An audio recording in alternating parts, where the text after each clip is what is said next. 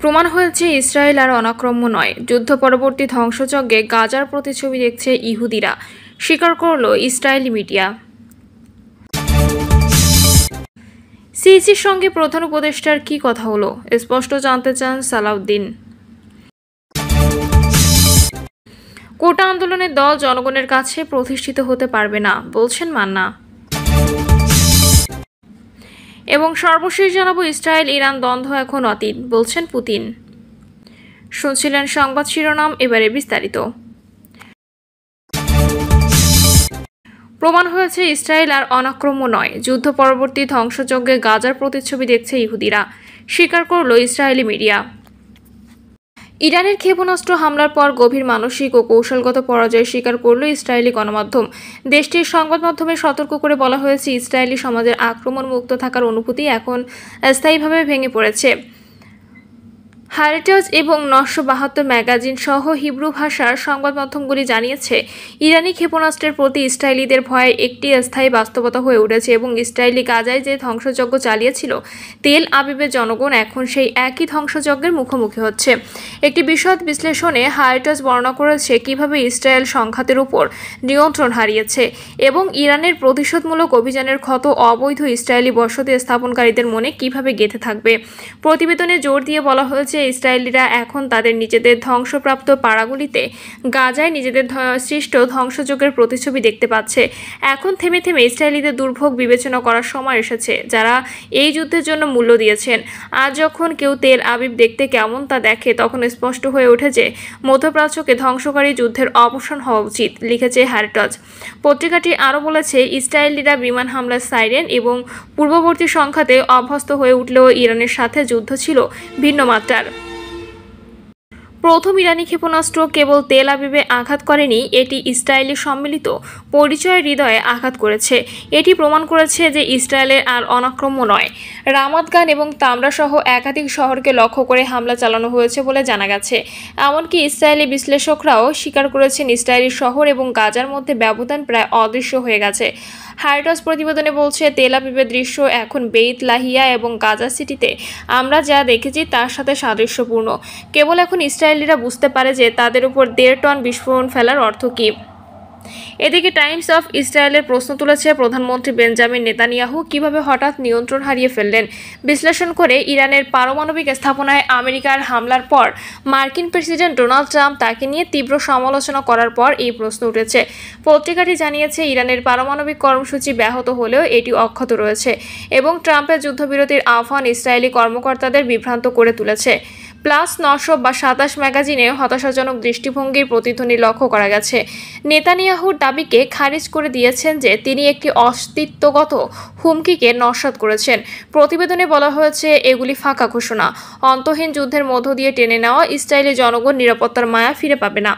Israeli গণমাধ্যমে এসব প্রতিবেদন স্পষ্ট হয়ে উঠেছে, যুদ্ধবিরতির সাময়িক স্বস্তি দিলেও মানসিক পতন অপরিবর্তনীয়।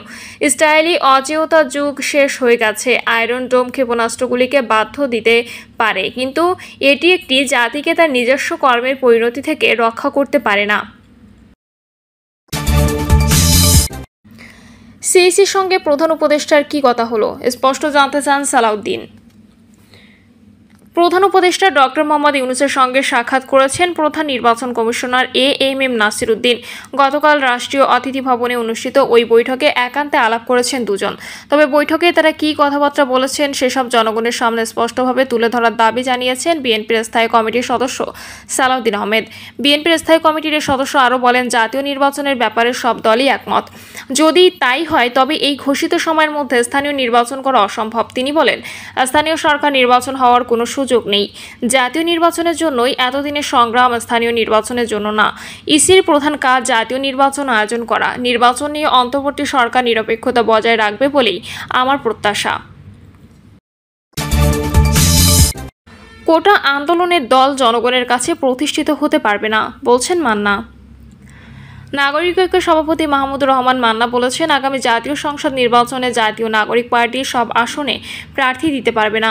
সম্প্রতি তিনি একটা অনুষ্ঠানে এই মন্তব্য করেন। মান্না বলেন, কোটা আন্দোলন করে যে শক্তি দাঁড়ালো সেই দল একটা দল করতে চাইল, কিন্তু সেই দল দলের মতো করে জনগণের মধ্যে প্রতিষ্ঠিত হতে পারল না। এখন মানুষ বলে এনসিপি কটা সিট পাবে, এনসিপি কটা আসনে জিতবে কটায়, এটা একেবারে হাতে গোনা যাবে। নাগরিক ঐক্য সভাপতি আরও বলেন, এনসিপির শীর্ষ নেতাদের কঠিন লড়াইয়ে অবতীর্ণ হতে হবে। এখন যারা আছে 24-এর গণঅভ্যুত্থানের দল করতে চায়, তারা দল গঠন করে পার পাবে না। তারা তো এরকম করে বলছে যেন বিএনপি কোনো বিষয় নয়, তারা নির্বাচনে জিতে তারাই ক্ষমতায় যাবে। আমি অনেক জায়গা থেকে বলতে শুনেছি তারা তো সব আসনে প্রার্থী দিতে পারবে না। তিনি বলেন, আমি তো জাসদ করতাম, বৈজ্ঞানিক সমাজপত্রের কথা বলতে বিশাল দল ছিল, তার ছাত্র সংগঠক তো সারা দেশের যে কোনো জায়গায় বিস্তার ছিল, কিন্তু জাসদ দাঁড়ায়নি। আমি এটাও বলতে চাই, শুধু আবেগ দিয়ে উল্লাস দিয়ে যারা দলের কথা ভাবছেন সেই রকম করেও একটা দল করতে চাই না। মান্না আশাবাদ ব্যক্ত করে বলেন, নাগরিক ঐক্য সেই রকম একটা দল হতে পারবে যারা জনগণের আশা আকাঙ্ক্ষার প্রতীক হতে পারবে। বিএনপি প্রসঙ্গে তিনি বলেন, বিএনপি কি সেই রকম একটি দল জনগণের আশা আকাঙ্ক্ষার প্রতীক? বিএনপি কি কোনো প্রশ্ন নেই, মানুষের মধ্যে কোনো কনফিউশন নেই? মানুষ বিএনপির ব্যাপারে সমালোচনা করে না, 3-4বার সমালোচনা করেনি কেন? কনফিডেন্টলি বিএনপি সব ঠিক করছে, বিএনপি সব ভালো করছে। দল যত বড় হয় তার নিয়ন্ত্রণের রশি তত দুর্বল হয়, মানুষ যত দূরে চলে যায় তার সঙ্গে আত্মিক যোগাযোগ কমে যায়, এমনকি ইন্টারনেট এত বিস্তার হওয়ার পরও তার সঙ্গে সেইভাবে যোগাযোগ করা যায় না। তিনি আরও বলেন, বিএনপিকে আমি সেইভাবে দেখতে চাই যারা জনগণের আশা আকাঙ্ক্ষার প্রতিফলন ঘটাবে। আমরা ফ্যাসিবাদের বিরুদ্ধে লড়াই করবার জন্য বিএনপির সাথে হয়েছিলাম, এখন তো ফ্যাসিবাদ নিয়েই পরাজিত হয়েছে, এখন বিএনপির সাথে আমাদের ঐক্য আছে। কেন আমরা একটা সংস্কার কর্মসূচিতে ঐক্যবদ্ধ হয়েছি? কোনটা বেশি ইম্পর্ট্যান্ট, ওই স্বৈরাচারকে সরিয়ে দেওয়া নাকি সংস্কার করে এই যে আন্দোলনের মধ্য দিয়ে আকাঙ্ক্ষা তৈরি হলো একটা নতুন বাংলাদেশ গর্ব বৈষম্যহীন, কোনটা বেশি গুরুত্বপূর্ণ? আমি বলি দুটোই গুরুত্বপূর্ণ, কোনটা বেশি কোনটা কম তা না, সময় একটা বেশি গুরুত্বপূর্ণ ছিল, যতদিন পর্যন্ত না ফ্যাসিবাদকে আমরা পরাজিত করতে পারি। কিন্তু আজ ফ্যাসিবাদ পরাজিত করবার লড়াই তো নাই, আজ দেশ গড়ার লড়াই। আর এই লড়াই আবেগ উত্তেজনা ব্যাপক সভা দিয়ে করতে পারবে। এই লড়াই করতে হবে খুবই সুচিন্তিতভাবে, চিন্তার ভিত্তিতে। দেশ বদলাতে পারে কী কাজ করলে সত্যি সত্যি মানুষের কল্যাণ হয়, কী ধরনের কর্মসূচি দিলে সেটা যদি ঠিক মতো আন্তরিকভাবে গ্রহণ করতে পারি। এটা বুদ্ধিভিত্তিক লড়াই।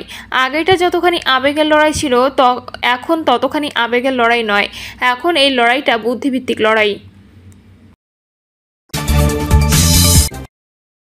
ইসরায়েল ইরান দ্বন্দ্ব এখন অতীত, বলছেন পুতিন।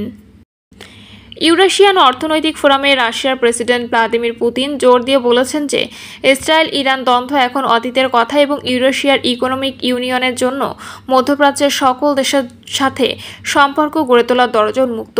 মে মাসে ইরানের সাথে একটি মুক্ত বাণিজ্য চুক্তি কার্যকর হয়েছে। পুতিন উল্লেখ করেছেন, সৌভাগ্যক্রমে মধ্যপ্রাচ্যের পরিস্থিতি স্থিতিশীল হচ্ছে। ইসরায়েল ও ইরানের মধ্যে দীর্ঘস্থায়ী দ্বন্দ্ব ঈশ্বরের কৃপায় এখন আমাদের পেছনে। তিনি এই বলে শেষ করেন, এই উন্নয়ন আমাদের জন্য এই অঞ্চলের সকল দেশের সাথে ঘনিষ্ঠ সম্পর্ক গড়ে তোলার পথ প্রশস্ত করে। রাশিয়ার নেতা ভিয়েতনাম, সিঙ্গাপুর এবং সার্বিয়ার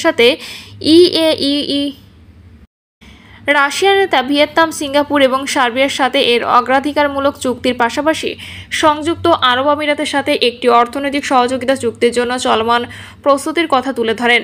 এছাড়াও পুতিন বহুপাক্ষিক সংস্থাগুলোর সাথে সম্পৃক্ততা জোরদার করার প্রচেষ্টার কথা উল্লেখ করেছেন। বিশেষ করে ব্রিক্স, CIS, SCO, আসিয়ান এবং আফ্রিকান ইউনিয়নের কথা উল্লেখ করেছেন।